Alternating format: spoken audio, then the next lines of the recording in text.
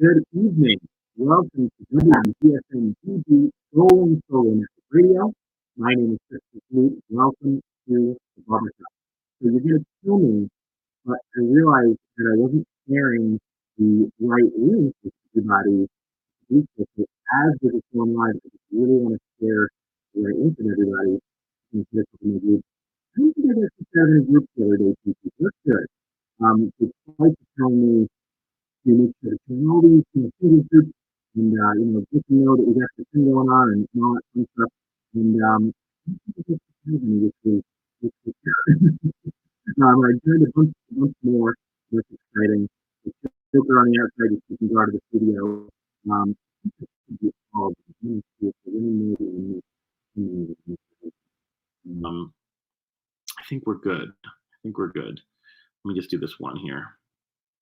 So hope everybody's having a great, just an awesome afternoon, an awesome evening. It could be probably late at night if you are on the East Coast. I wanted to chat today. If you've seen my link, I wanted to chat today a bit about. And Cece, I think you're going to like this topic. If anybody doesn't know Cece, who I speak to in the background, you hardly see her, but hopefully she'll pop up once in a while. I want to talk today about balancing the understanding of something's happening to my volume, but it's okay now. Oh, okay. Thank you, Cece. I want to talk about balancing your relationship with your professional life. So, I'm chatting with Cece, and you'll notice Cece goes, "Oh, you look nice today," which my first question is like, do I not look nice all the other days, right? No, I'm only kidding. I purposefully kept my work attire on. I may lose the jacket in a minute or two, just to be comfortable. I'm gonna give you guys a little strip tease. What? Oh, that feels so much better. Sorry, I can't do the jacket too tonight. But I kept the professional attire because I wanted to talk about being professional tonight, and I wanted to talk about your professional self and as you balance your personal relationships. I got to be honest with you, Cece. And oh, by the way, I got these cool new glasses, which I wanted to wear as well. I am very much missing my special human. This is one of those nights.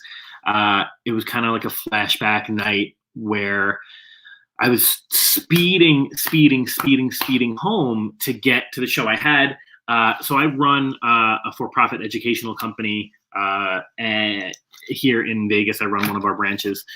And I was chatting with a new employee who's phenomenal, great guy. And he had questions and I didn't have the answers for him because I'm like doing a million things. And finally, at the end of the day, I catch up with him and I'm like, "Hey man, like, I don't want to give his name out. Hey man, like, here are some of those answers. I'm so sorry. I want to make sure that I'm mentoring you the right way." And this is something that's super interesting about my career, and we'll talk about this more tonight.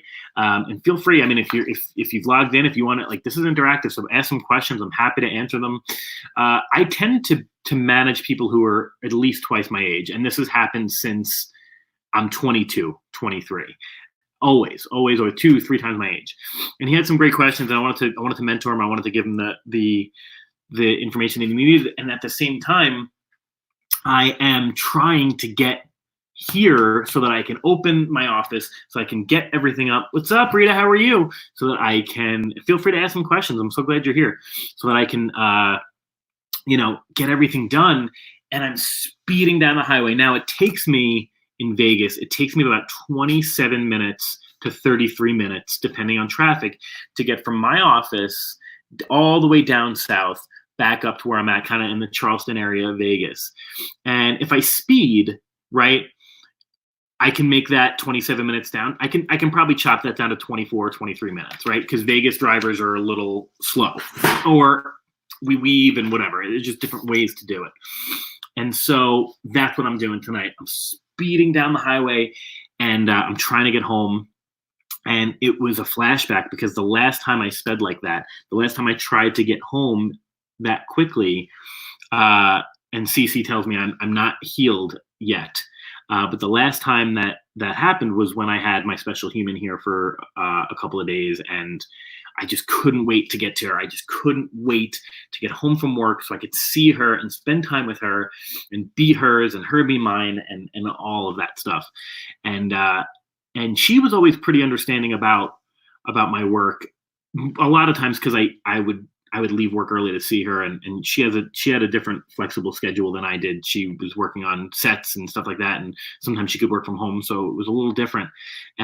Whereas I've always had, aside from my Bold magazine, right, and Bold Media, which we're now turning into Bold Holdings, but I've always had your regular 9 to 5, right, like your regular job, and even if it's not 9 to 5, I've usually been towards the top of the totem pole as far as work goes. I've always needed to be present for my own edification, and because one of my addictions is work, and we'll talk about that in a little bit. But I want to talk tonight about your balancing of work and your professional relationships, and specifically talk about the paradigm that I think that exists between couples or new partners, especially when you're trying to balance that out. So one of the things that I'm constantly, I'm not on any dating sites at the moment. I hope I never get on one again, because I need to heal from what has gone on in not just the past year, but the past couple of years probably. But one of the things that I've always been challenged with when I see on profiles is people, and I'm not saying women, it's people, right? Put on their profiles, you should have a job, you should be able to buy dinner, you should take me out. And this is something that people are constantly saying. And I can do all that, right? And I've been in fortunate situations in my life where my comp plans, I have multiple degrees, I've worked in banking and advertising, and then I was pretty high up in academia. So my comp plans have always been big enough where I've had spare money, right? Money to spare to buy dinner. Lauren says dating sites scare me these days. They do. I'm going to write that down. We'll address that at the end of the night. I've always been fortunate enough to be able to buy dinner or coffee or whatever. I'm never a millionaire, right? That has taken a different turn over the past few years as I'm spending money on my business, right? So, your typical entrepreneur, I tend to just pour literally tens of thousands of dollars a year into a business that I'm hoping will profit at some point and be my retirement, and I can work on it forever. But I've always had money to be able to do that. What I don't think people understand is that the work that goes into making that money prohibits you from having time. And this is something that I think is super important for us to understand. Now, there are different levels of this, right? So, Cece, I don't know if you're going to fire me after this one, but you and I have discussed faith, right? And for people who don't see Cece, she's in the background. We've discussed faith. I am personally a very faithful guy. I try to get to church every Sunday. I always, try to make myself a better person. During Lent specifically, I try to do more community service. So I always try to find a soup kitchen I can help with, or a food pantry. I'm also usually going much stricter on my low carb because I'm trying to refresh my body.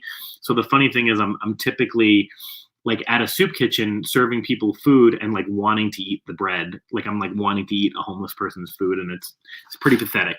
But I was talking to a friend just today who like super duper gets me about faith and about the soul, right? The spirit that's in you. And she said something to me that I think is just wild. If you've ever seen the movie Defending Your Life, there's a movie with Albert Brooks where he is he's trying to ascend to heaven, and there's this waiting room, this courtroom, where you pick 3 scenes from your life and you have to defend them, right? And he's got an attorney, and then it's like the courts, the heaven's courts, and it doesn't go that well, right? Albert Brooks, it's a comedy, and what happens if you don't ascend to heaven is you're sent back down to earth to try again, which I think is a pretty cool concept. And she said to me, she goes, your soul is so close to ascension. You have done so much in your life, not this life, but other lives. Like you have such a wise soul. And that's why you're vibing differently with people, because you have unfinished business that you're ready in this life to finish. And it was so interesting that she said that to me, because that's literally how I feel when I go to work, when I'm working on Bold or when I'm working on being an educator, is I think to myself, this is it. Like, I have a responsibility to my work to make an impact before I die. Now, that is a different level of work-life balance than most people are used to. What it does is it creates an addiction to my work. And that can obviously, I mean, there are various addictions that we have, right? Whether it be I certainly have an addiction to affection. I think that my addiction to work certainly was one of the things that destroyed my marriage. But what we need to remember with these various vices that we have, or these various balances of relationships, is that, yes, the more money you have, the more you can afford to do adult-like things. However, you need to put in some serious work in order to balance that out, right? To be able to have the money to do it. So I typically, between my startup, which is not necessary, and between my everyday life, I typically am working a good 12 to 13 hours a day. Now, is that normal? I'm not going to be, the here or the there, but that is what allows me to create that lifestyle where I can take somebody to dinner. I have no issue buying coffee. I have no issue buying drinks. And Cece, you're going to be interested. You're going to be interested to hear this. So I was out with some of my friends this weekend who I've known since high school, and she said to me, I mean, I've known her since I was 16 years old. I worked for her father. She's a great guy. He's a great guy. She's a great girl. She brought her girlfriend out that I had never met before, and she was kind of forlorn about her previous relationship. So we had some drinks, we talked about it, and I think she got over it a little bit. But what we specifically talked about was the idea that men are like not buying drinks and they're not buying dinners out on dates. And I thought to myself, that's crazy. Absolutely crazy. Or they do this thing now. I don't know if anybody's heard of this, but they do this thing where apparently will invite you to dinner, and then at the meal they'll say something like, well, I'm not very hungry tonight. And then so it kind of discourages you from ordering dinner. And I'd never heard that before. My process in dating has always been, I'm hungry at this moment. Whether you're hungry or not, we are at a place that serves food. If you'd like to eat the food, I'm not going to stop you. I am certainly going to order food. And especially as a low carber, somebody who eats low carb, I tend to eat a lot, right? So, I mean, I can eat all day, every day. Lent is a bit of a challenge because I do try to give up meat on Fridays. So I have to eat mostly fish, but I'll eat sashimi all day on Fridays. And, or cheese. I'll just eat blocks of cheese. But I've never been in a situation where I've denied somebody a meal. Now, I will say if especially, again, I'm not really dating at the moment. I'm not on any sites, but I will say, if I am, charging myself with, finding a partner and wanting to date, I will invite multiple people out to coffee throughout the month, right? Because a coffee is like $6-7 a person. And so if I'm going to buy that coffee, it's a lot cheaper, but I'm certainly not going to invite you to a meal and then say I'm not very hungry and not put that out there. What is all the point? What's the point?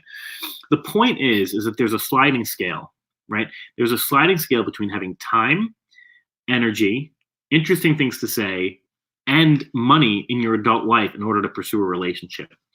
So this has been something that I've been challenged with, and I've been really thinking about it over the past couple of weeks, because we've known about this show now for a couple of weeks. So we've known, which show we want to do, and we talked about, doing the show about balancing your professional and your personal life. And it brings up a lot of things, especially in 2020, that I think are really important to take note of. Number one is two working folks in a couple, right? So this is something that I've constantly had conversations with partners and with potential partners. The idea that I would want my partner to be able to, if they're not working, to be able to do something other than work that is interesting and exciting throughout the day. Now, I'm not saying that raising a family is not interesting and exciting. Please do not say that. I at some point do want a family. And I think that's a super important conversation to have. And I'm sure that there's a million conversations that I can have with my partner should they decide to raise our family full time, if that's something that they decide. But I wouldn't be who I am, and I wouldn't be somebody who chooses to empower others if I didn't think that in order to raise a family solely, you'd be giving up another passion. And I would imagine that my partner would have potentially another passion that they might be giving up. So I always imagined that my partner would either work alongside me or work somewhere, even if it's for a nonprofit, even if it's just, to be the head of a gala committee for a nonprofit as a volunteer, if we had enough money to do that. But something that challenges them throughout the day similarly to me, so that we can have those conversations. Conversely, I see no issue with me taking time off to raise our child. So I have some really good friends now. And this is something that's super interesting. So Cece and I are a couple of years apart on age, and you might find this interesting, Cece, but I'm at a weird age now. I'm 35 years old. And I'm at this weird age where some of my friends are like super, super single. Sorry, I've got a little bit of water on my face. And some of my friends are like on their third child. And it's really interesting to see the dichotomy of how that happens. I remember one of my best friends in the whole universe, my college roommate, if I didn't have a brother, he would have been one of my best men, probably, at least one of the two options. I remember when he called me and he told me he was having twins. And I was married, but I was leaving the video game store, legitimately leaving the video game store near my house up in Westchester. And I said, I can't effing believe, I can't say the F word, so I can say effing, right? I can't freaking believe that you're telling me this. I literally just bought an Xbox and you are having twins. So I'm at this weird kind of age where everyone's kind of doing different stuff. But more importantly, in 2020, with this millennial era that we kind of have, this group of folks that we have here, more and more men are staying home and raising children as well. And I want to acknowledge that. And I think that's super important, right? So when we talk about that balance, I don't mean to say that it's my spouse's responsibility to raise a child, to have something interesting to say, to do something at work, all these different things. No, absolutely not. I think it's perfectly acceptable and it shouldn't even be questioned that a man can raise a child as well.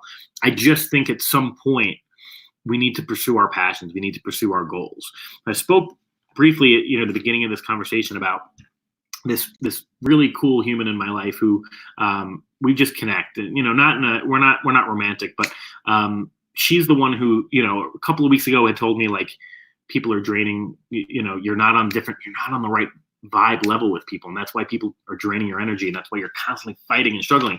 And tonight she said to me, she goes, you have something unfinished here on this planet that you need to do, and that is why you are addicted to your work, and I feel it in your soul. And we've never met before. We're just we've been connected for quite some time. When I kind of lost my special human, she was like going through hers as well, and we just kind of talked about how the grieving process. And I didn't lose her permanently. She just left me because I suck. But it was really interesting when she said that, because it proves why I am kind of addicted to this work and doing this thing. So here we are, right? We know there's a sliding scale. You've got money, energy, time, interesting things to say, what makes you exciting, ambition, right? On both sides of the equation, male, female, female, trans, I don't care who you are, right? Two humans, or three, if that's what you're into, in an equation, or four, whatever, in an equation where you've got to balance your professional and your personal life. And there are various challenges that go along with that I don't think we're taking the time to really flesh out. It's absolutely important to have something to immerse yourself in while raising children. If you don't, you will lose yourself. I learned the hard way. You are giving me such great feedback, Lauren. I'm going to write that down. Immersion. Write that down. And with that, we're at the 20-minute mark. So I want to address that, and I want to address where this balance comes from and how we can figure out the best possible way to make this balance work. So we're going to take our minute-long break so that we can throw in our sponsors. This is WGSN-DB Going Solo Network Radio. This is the Barbershop. Christopher Salute. I also want to give a shout out to Twice when we get back, who's not with us this evening. But let's take a break and we'll come right back. We're going to address that and some more things and finally get into this balance, and we'll be right back.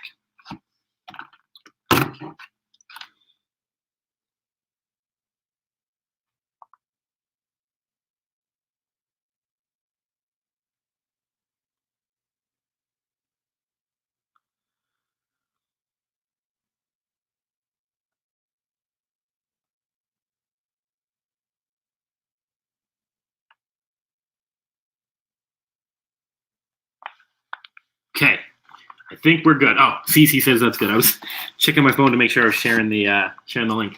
So we're good. Okay, cool. So I want to touch up. So Lauren said some great things that I want to hit on before we even get into this balance. She goes, dating sites scare me, which I think is so interesting to say. I haven't been on a dating site in a little bit, but they do. We talked about it 2 weeks ago. We talked about it last week with Rob Judge. We talked about just the fact, I think that we're just jaded, right? We're just jaded with the level of consciousness we need to find a partner in the midst of the ridiculousness that is the online universe. I mean, people who know me, it's no secret that I get attacked on the internet a lot. Currently trying to figure out what the options are there, trying to see if we can, I don't know, but I get attacked a lot. And the reason is, well, there's multiple reasons, but one of the reasons is that your online self is so hidden from the rest of yourself, right? I don't know if somebody's done research on this, but I've been saying this for years, that having an online profile, I don't care if it's dating, World of Warcraft, Dungeons and Dragons, Facebook, whatever, Second Life, MySpace, Instagram, whatever. Having an online persona, having a blog, having an online persona puts you in a position to say things, and we've talked about this, to say things that you wouldn't normally say in person, face to face, because we've lost that ability to connect, number one. But number two, we become more brazen when we can type it out and hide behind the screen. And I liken it to road rage. Liken it to road rage 100%. I don't know if anybody has made this connection yet. Cece, if this becomes a thing, like we got to patent this video, because I've been saying this for years, it is like road rage. You say things when you are on the road that you would never, ever say to anybody in person. I remember I was so enraged one time. I was with my ex-wife. I was with my wife at the time, and somebody cut me off. I was like around the block from my dad's house, and I said things to him that I would never say, and I tried to speed past him on a really narrow street. He cut me off, gets out of his car. We're screaming at each other, and all of a sudden we're like, "What are we doing? This is crazy! Like, you're a human. Get back in your car." I was like, "Get back in your car," And so that is what we do when we're online. We have this persona, this personality that we would never, and we hide behind it. We would never say those things, and I'm guilty of it too, right? When we immerse ourselves in work, it is because we have created a shift in our relationship. Our work has become our relationship. We're going to talk about that. I don't know if that's Cece or if that's somebody else, but we are going to talk about that for sure. So, but that is kind of the reality is that we say things that we just normally wouldn't say online. So I totally get it. Dating sites, in my opinion, are despicable. It's really hard to find a connection.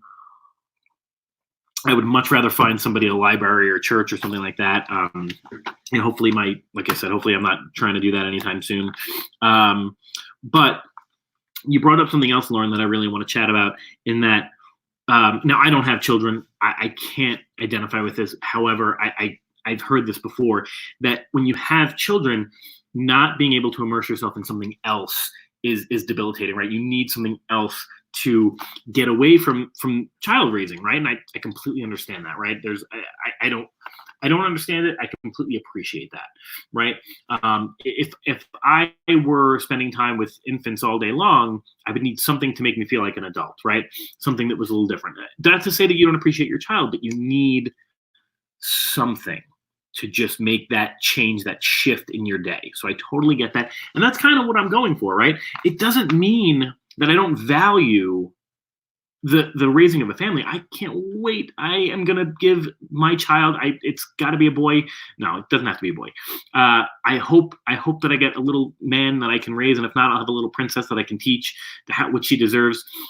But I have so much knowledge to get to a child. I can't freaking wait for that. It's not that at all. But I do think that you need other passions to kind of fuel that fire for sure. So Cece brought up the addiction to work, the shift in kind of that paradigm, and I see it as kind of a sliding scale. So one of the things that I think was instrumental in the breakup of my marriage was my mistress, and my mistress, easy, was work. When I felt that there was a shift in my relationship with my wife, and I was resentful, I was young. If we had met, we are individuals aside from mom. Thank you, Melissa. I appreciate that. And so if I were feeling that kind of resentfulness or that kind of neglect that I thought I felt, and who knows, right? There were some other things at play. I'm not going to talk about my ex at this time because it's hers. That's her story to tell. But I felt like I wasn't getting what I wanted from the relationship, which is ultimately why we ended our marriage. But what I did was I immersed myself in my work, and work became my new relationship. Work became my addiction. Work became my new habit, to the point where I was on vacation with her. It was a family vacation, and I remember paying like $90-something to get the Wi-Fi package on the boat, on the cruise, because I love cruising, just so that I can check into email every day for 10 to 15 minutes a day, an hour. Actually, it was more. I ordered like 5 hours of internet, like a lot of internet, on like a 10-day cruise, so that every day I could log in for like, every other day I can get in for like an hour. I mean, that's a lot of time when you're on vacation. It's a lot of time, and it wasn't necessary at all. And so the shift does become your relationship to your work, your love in your work, it becomes your mistress, or it becomes your mister, or it becomes your new love. But I want to finally, after I've dabbled in this for God knows half an hour, I want to finally talk about the balance, right? How do we balance? Because what winds up happening is you wind up going on a date and somebody says, well, I want you to buy dinner. I'm totally fine with that. But then what winds up happening is they say, you're never available, right? I've had people where I've dated and they go, I can't do this. You don't have time for me. And I go, well, I have time for you. I just don't have the time that you expect from me, right? I don't have 3 days a week for an entire evening. I don't have the entire weekend. I don't have time when I'm not busy, right? And so I think that there's a couple things at play. There's an age factor, right?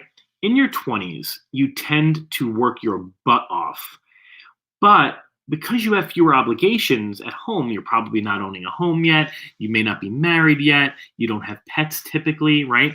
There may be some time where you can finagle. And also you have a crap ton more energy. I would do things in my 20s that I wouldn't dream of doing in my 30s, right? I would burn every single candle at all ends. I would be partying all weekend. I'd be partying on Thursday nights, roll out of bed, go into work on a Friday, kick complete ass on a Friday, right? Get my bagel, because I was eating carbs back then, get my bagel, my coffee, we had free breakfast, and I would just I would like rack up sales or train, whatever I was doing. If I was training, I was kicking butt, and then hit hard again the whole weekend. So I had the time to do it. I also didn't have a startup, right? So it was fine. And I think that my addiction to work had probably just started, right? But if I were I happen to be dating the person that I ended up marrying, but if I were trying to date at that time, it might be challenging because I was really working my butt off. I mean, I was traveling. I've been to 5 continents now, right? From work. There was one point for 3 years straight where I averaged 30 weeks a year on the road, right? 30 weeks a year. Not sustainable. Probably another reason that another relationship didn't work, right? And so there does need to be this balance. But on the other side of that equation, it's super important to understand that on the other side of that equation, right, the time that I'm giving to the person that I'm with. Now, in your 30s, we'll talk about, let me finish one thought. The time that I'm giving to this person is time that I'm not at work. And it's time that I'm not building whatever it is that I want to build. It's time that I'm not, being the person that that makes me who I am and makes me interesting. And sure, I can spend time with that person, but there's less money. There's less interesting things to say because you're literally right here. So you are living with me as I am experiencing it, right? We could experience it together, right? And lastly, I'm not setting myself up for future success. Right now, I'm not saying that I'm going to sit at home and play Xbox because, first of all, that Xbox that I bought I use it as like a VCR. I play movies on it. But there's a balance between the guy who has no job, who's constantly available, and the guy who's not available, right? So where is that balance? Well, Ben Franklin would tell you, in your 20s, you need to work your absolute butt off. In your 30s, you're doing the same thing, but you're a mercenary for hire. So in your 20s, you're loyal to your company. In your 30s, you're typically loyal to you. And that's where I'm at right now, where I'm loyal to me, making the money I need to make to set up for my 40s. In your 40s, you're building teams. In your 50s, you're typically doing something entrepreneurial. And in your 60s, you are giving back, right? And if you follow that path, it's the path to the good life where you have enough resources financially to do the things that you want to do later in life. In your 20s, if you're living a life where you have a ton of work-life balance, 35 hours a week, clock in, clock out, go home, sure, and make $25,000 a year, $35,000 a year, you're never going to break that cycle. And you're going to spend your 30s and your 40s working 3 jobs so that you can finance the rest of your life or pay off your student loans, right? So where's the balance? Number one, the first thing you need to, I think, understand if you're going to have a successful professional and personal life is, number one, there are priorities that take precedent each and every single day, and that ball is constantly moving, right? So there are certain weeks where I can spend with my partner, I can spend 3 to 4 nights a week just spending time with them because maybe I had easier days at work where I can focus. I've gotten up early. I was able to work on my startup. We just finished an event, so we're planning the next one, things of that nature, right? But there are going to be other weeks where I've got one night, right?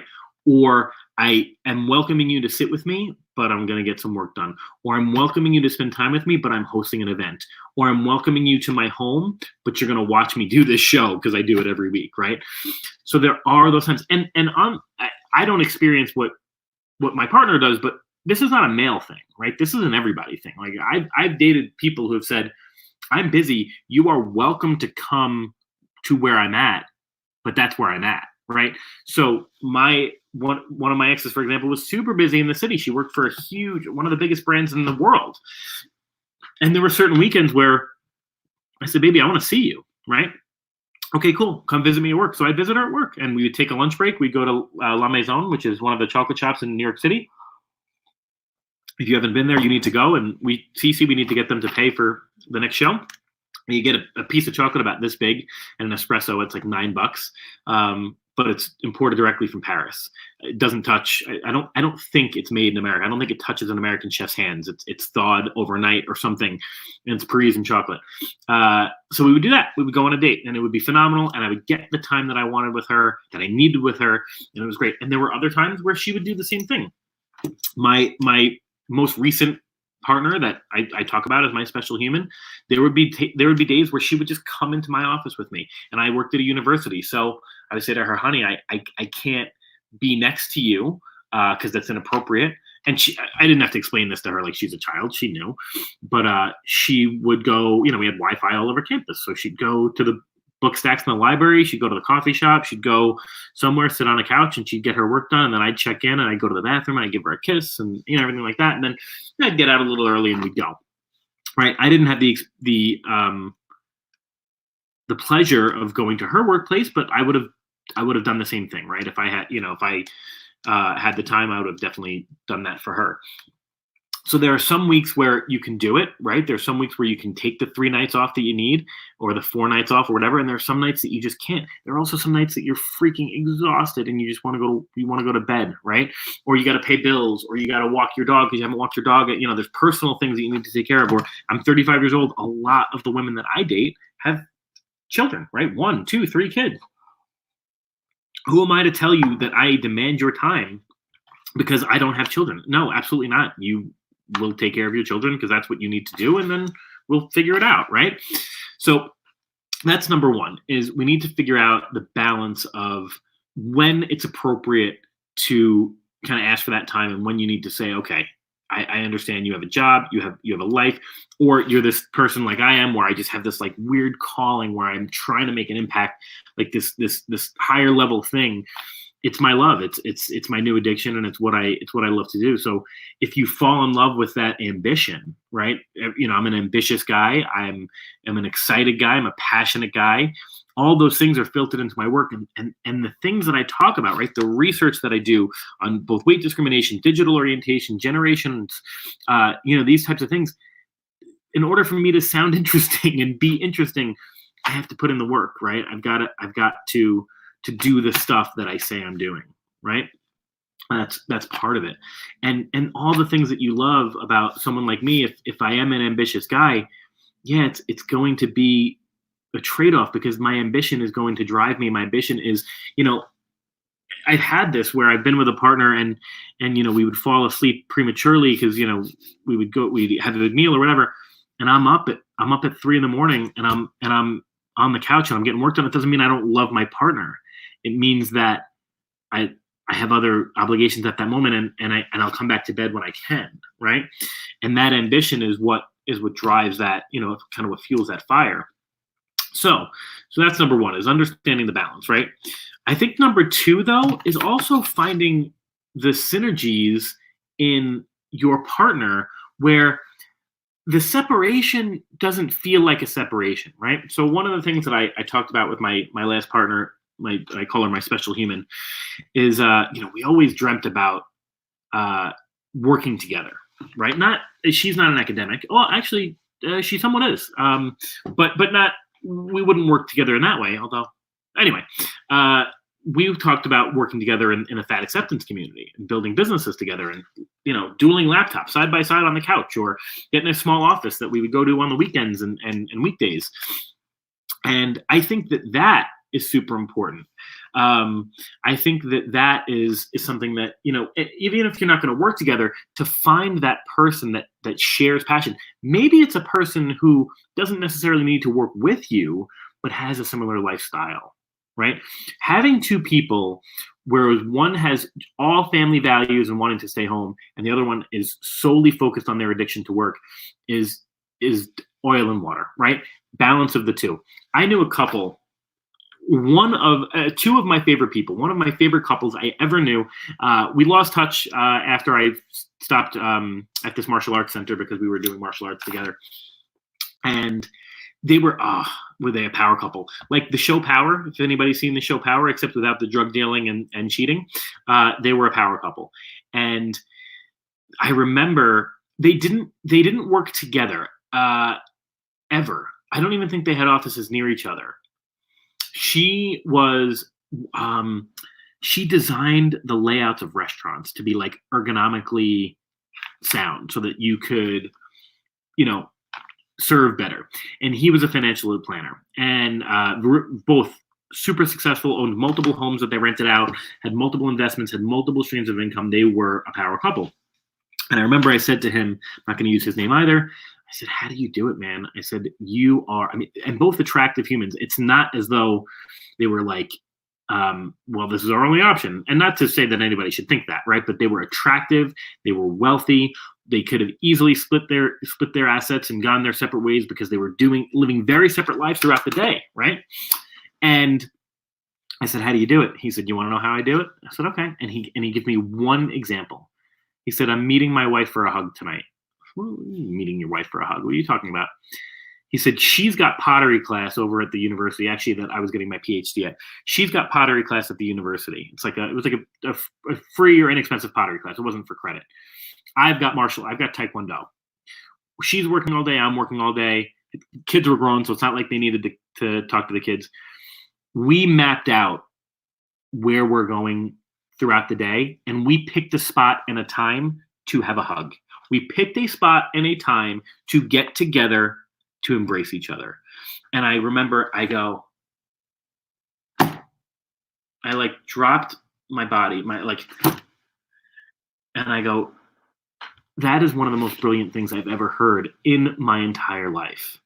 Now, I was a fledgling newlywed at the time, and I remember talking to my wife about that, and she thought it was a brilliant idea. We didn't really have that type of commute. We weren't ballers like that yet, but I said to her, that is what I want in my life. I want a partner who understands, and I think she did. I'm not taking anything away from her. I want a partner who understands that if we just stop over for a hug, it doesn't mean that I don't love you. If I forget something throughout the day, it doesn't mean that I don't love you. It means that I love you and I love other things as well. And let's figure out how to put those things together. Because when we are trying to build our lives together in a successful and meaningful way, it's super important, right? So number one is I really think we need to understand what the balance is and understand that it's not always going to be like that. And thinking about it long term as well, I didn't even include that, right? 20s, 30s, 40s, 50s, right? You may have a couple of years span where you're not seeing a lot of each other. It may happen, right?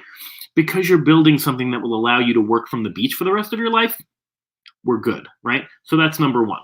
Number one is understanding that the balance you have today is not necessarily the balance that you're going to have tomorrow, and being appreciative of the time that you have when you can have it, right? So, and making sure that you do make time, right? So if you've had a rough week, okay, hey, let's make some time. So, I remember specifically my special human, we were dating long distance, and towards the end, I wasn't doing a good job of this, but when it was good, I would say, I miss you. I need a Skype call or a FaceTime or whatever. What it did was a couple of things. It stopped. I mean, we were far apart. We weren't exclusive the whole time, but as far as I was concerned, we pretty much were. It stopped me from wanting to go anywhere, do anything, that I shouldn't be doing. Not that I needed that, but, especially if you're not exclusive, you can, right? But I remember specifically saying to her, no, I want to see you. Like, I want you. And then when we were monogamous and exclusive, that was, of course, what I want. I mean, 2-3 days a week, I said, I haven't seen you. I want to see you. It's going to be a month before I see you again. Let's get on the screen, right? So understanding that you got to make some time. So that's still on number one. Number two, finding a partner who's got that similar synergy with you, right? I think that is so important, who vibes with you in a way that you vibe, right? Who understands and appreciates your efforts, your lifestyle, and is okay with that and embraces that and moves all those things with you, right? So that's number one, and that's number two. And I think number three is, and this is super important, and I don't think that we give ourselves, we haven't mapped this out the way that we should be. And it's so obvious, but we haven't really discussed it, is getting those lifestyle questions other than the work thing out of the way early, to understand what your goals actually are. Because if you tell me you want to have 5 children, or you want to have 10 puppies, or you want to have a house on the beach, or whatever it is that you want to have, okay, we need to decide as a couple what the sacrifices are and what the process is to get there, right? And I'll tell you what it does not include. It does not include a 35-hour work week at all. Now, if you tell me, and this is totally cool with me too, because I've thought about this too, if you tell me, let's buy an RV, live as a couple, and drive around the world and run an e-commerce site, yeah, we could probably dig up $80,000 to $90,000 a year, drive an RV and do it. I'm down for that. Cool. But if you're telling me that you want multiple homes, 4 kids, an infinite amount of pets, and you don't know how to cook, and I don't know how to cook, so we're eating out a lot, then we better be working our asses off, right? Now, if there's a balance in there, and you say, yeah, I want to build a home. I think we both should be homebodies. I think that we need to work to live. I think we need to I want to have 1 to 2 children. I'd like to have a moderate-sized home in the Midwest. Yeah, then we can probably get by with a super, exacted, accurate work-life balance that pulls in, 40 to 45 hours a week, maybe a little bit of work travel, those types of things. And the overarching thing about this entire conversation, right, that I think is super important is, and I'll go back to it every single time, right? We talked about it with Rob Judge last week. We talked about it in my solo show last week, 2 weeks ago, is our ability to communicate these things. We are so concerned with not seeing the red flags and just trying to make something work because we're super excited and we like the idea of love and the idea of moving forward in this relationship, right? But then B, the reason we do that is because B, we have an out. We have the out that you are an expendable human. I can go on the web and find another human to replace you. I can go use bots and whatever, not Netflix. I'm thinking Netflix, Tinder, and all these other things. Look how bad it is. I have 3 phones now, right? You know what I mean? I have one for work, one for Bold, and one for me. So we can use our phones to just get anything that we want. We don't have to communicate these things because we have an out. It's okay.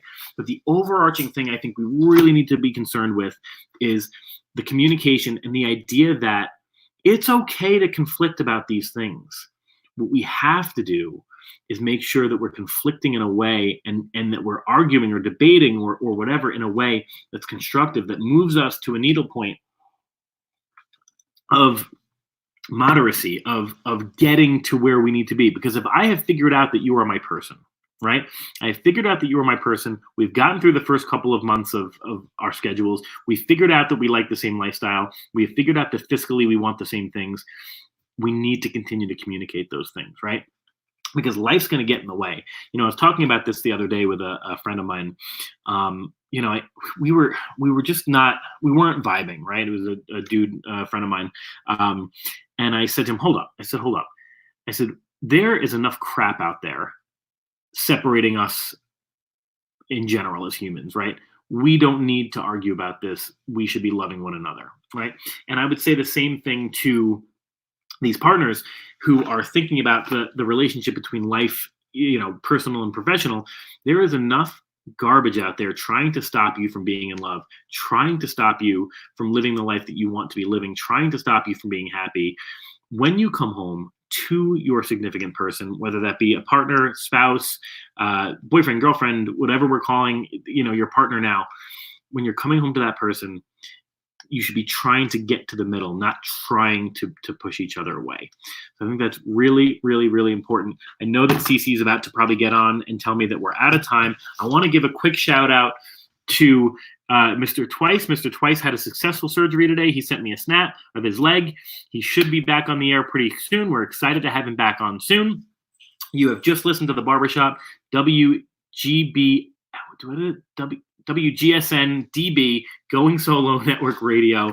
This is your Barbershop Show. I am your host, Christopher Sloot. If it was your first time tuning in today, I shared this with a lot of group members. If it was your first time tuning in, I usually do have some pretty cool guests. I wanted to get this kind of off my chest tonight because I've been just really having this issue with my own personal self and my own professional self and making sure that they are meshing. But we always typically have guests or something interesting to talk about. Interact, ask some questions, comment. We love to hear from you. Thank you so much for listening to the Barbershop. I wish you all a wonderful Thursday evening. If you're out in Vegas, go hit the Strip, go hit Fremont, have a good time. If you're out in New York, get some sleep. If you're somewhere in the middle, pick your poison. If you're in your 20s, go out and have a good Thursday night and make it up on Friday. All right. Be well, everybody. You guys have a great day. Thank you so much for listening to the Barbershop. Be well.